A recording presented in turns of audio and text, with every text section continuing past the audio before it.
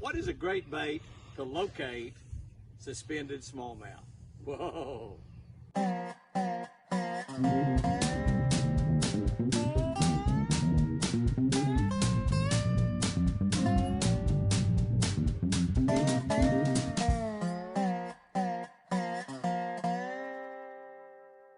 Good morning, guys and girls. July the 6th. July the 6th, we're going to go back and look in the Old Testament.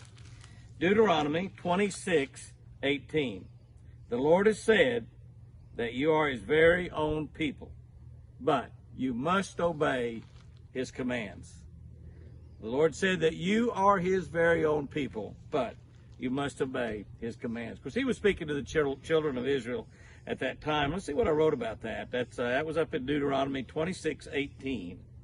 It's important to be a member of something. A bass club, FLW, BASS, the Federation.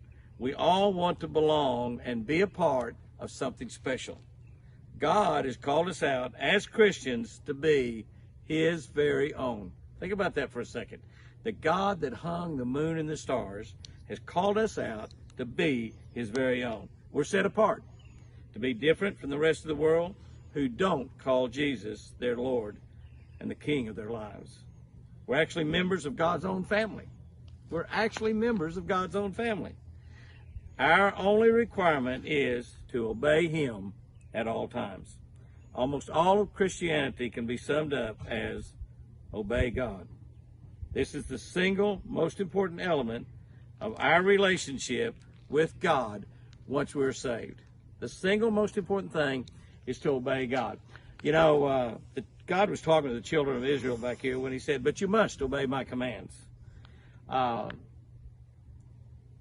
eventually put the children of Israel in bondage, in slavery, for over 400 years. 400 years.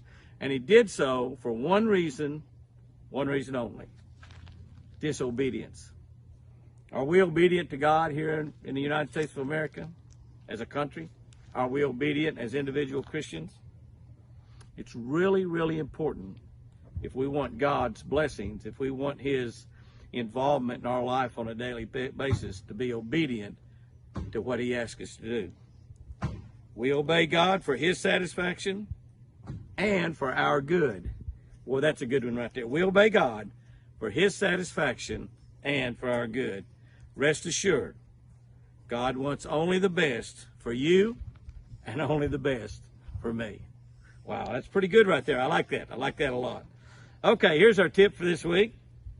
A noisy bait, like a Cordell Hotspot, a Lucky Strike Hail Mary, will locate suspended smallmouth bass. That's right, something that creates a lot of noise. You know, one of the things, hey Milburn, you come up here to listen to a little devotional this morning? Yeah, buddy. One of the things about smallmouth bass is when they're suspended, they're roaming around a lot, they're moving, they're usually around bait. If you can locate some bait, you'll be able to locate some smallmouth bass. But one of the best ways to do that is you get around things like where smallmouth are located, around points, around islands, around rocky shoals, places where they're going to be, and just cover a lot of water with what's now called a lipless crankbait. You know, we call those a lipless crankbait. Got a lot of rattles in it, makes a lot of noise, and they can hear it from a long way off. You know, when you get in the water and go swimming, how sound carries in the water. It's amplified, it's multiplied by a lot.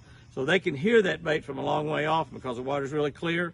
Once they hear it, they look in that direction, they can see that bait, and you'll come over. And sometimes you can locate huge schools of fish by just running a lot of water with a lipless crankbait that got a lot of rattles in it, creates a lot of noise. Guys and girls, go out there and have you a great one today, and remember, I love you.